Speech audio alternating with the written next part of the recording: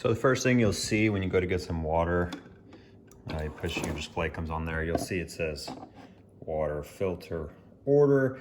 So that means your water filter is getting close to being at its age limit. So you just go to the link I've got in the description below and you can order your water filter. So a couple weeks have passed, I've got my water filter ordered now. And when I go to get water now, you can see it's got the water filter and now it says replace. So let's go ahead and replace this thing. So this is super simple. I just got my new one out of the box. You can see there's some threads on it here. So all you gotta do, open up your fridge and turn the old ones counterclockwise to the left, loosen it up. You might have a little bit of water drip out of there, but you're okay to pull this out without shutting off any water.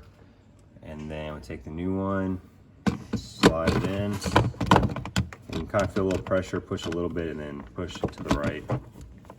And then there's a little click there. If you listen, you can hear it click in. The last thing we need to do is just reset our filter message. So you're gonna come to your front door here again, and you'll click on options. And you see here it says replace still, even though we just replaced it, right? So we'll go down, arrow down until you get there. And it, see right here it says press and hold to reset.